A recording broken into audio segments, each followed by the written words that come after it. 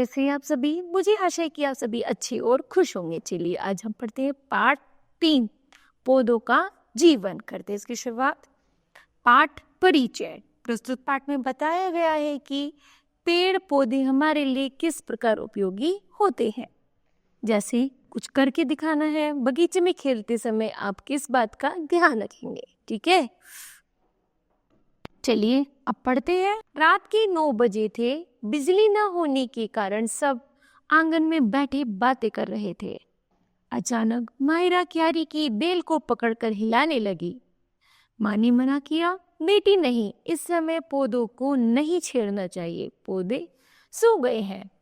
पौधे कहीं भी सोते हैं, मायरा बोली, और डाली क्यों हिलती ही रही, और डाली को हिलाती ही रही। हाँ बेटी, पौधे भी हमारी तरह सोते हैं और जागते हैं, सांस लेते हैं, खाना खाते हैं, पानी पीते हैं। हाँ, अब तुम बेल को हिलाना बंद करो। पिताजी बोले। शौर्य भी अपने पिताजी की बात सुन रहा था। उसे उनकी बात रुचिकर लगी। वह उठकर पिताजी के पास आ गया। कैसे पिताजी, पौधा कैसे खाते हैं, कैसे सोते हैं, कैसे जागते हैं? उसने पूछा। हाँ हाँ बताइए ना। मायरा भी डाल को हिलाना छोड़कर पिताजी के पास चली गई। पिताजी बताने लगे, पहले सभी लोग यह समझते थे कि पौधा निर्जीव होते हैं, किंतु बाद में वैज्ञानिक प्रयोगों से यह सिद्ध हुआ कि पौधों में भी जीवन होता है।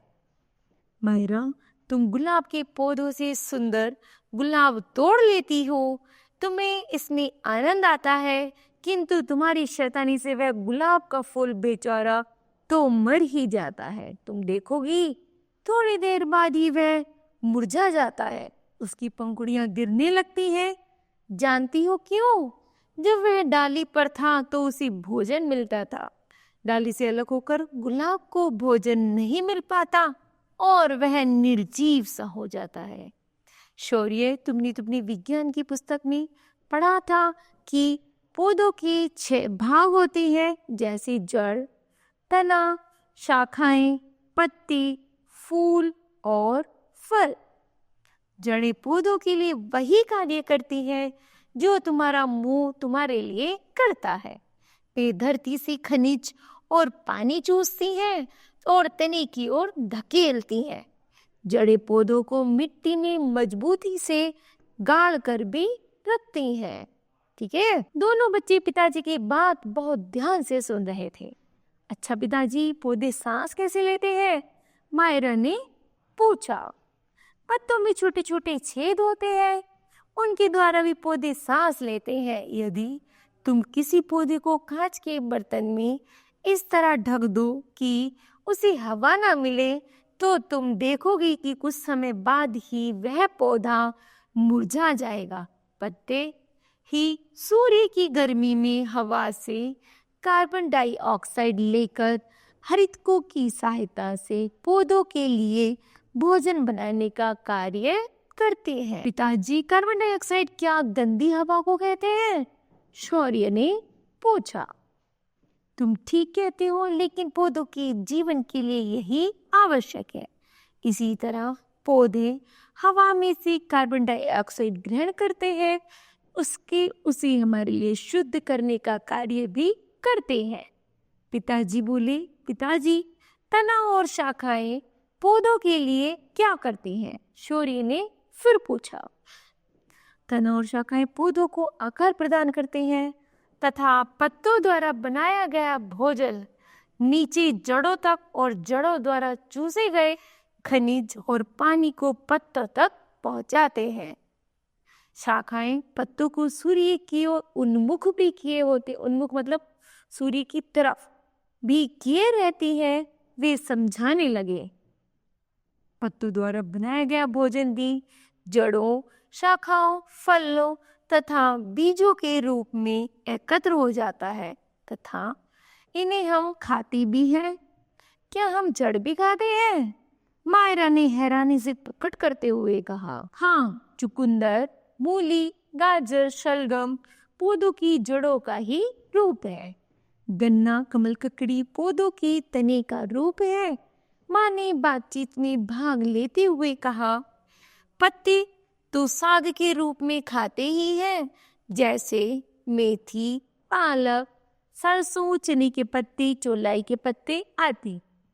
कुछ पौधों के फल भी खाए जाते हैं और कुछ के बीज। बताओ तो कौन से पौधों के फल सब्जी के रूप में खाते हैं? माँ ने पूछा। सवाल सरल था, फिर भी बच्चे उसका जवाब नहीं दे पाए। देखो, काशी फल तो फल कहलाता ही है। टमाटर, घिया, तोरी, भिंडी भी पौधों के फल ही कहलाते हैं, पौधों के फल ही होते हैं। फल अपने अंदर बीज को समेट कर रखते हैं। पिताजी, आपने यह तो बताया ही नहीं कि हम बीज किन पौधों के खाते हैं। शौर्य बोला। सारी दालें आदि पौधों के बीज ही तो होते हैं। सरल उदाहरण लेना चाहो तो मटर की फली, लोबिया, सेम, गवार की फली का नाम भी ले सकते हो, माँ ने बताया। इतने में बिजली आ गई। माँ उठकर रसोई घर में खाना पकाने चली गई। पिताजी ने समझाया, वनस्पति जगत पर हमारा जीवन निर्भर है, इसलिए हमें व्यर्थ में फूलों और पौधों को तोड़ना नहीं चाहिए। तुमने देखा है, माली पौधों को अपने बच्चों के समान प्यार करता है, उनकी देखभाल करता है। हमें भी उसी तरह पेड़ पौधों की देखभाल करनी चाहिए।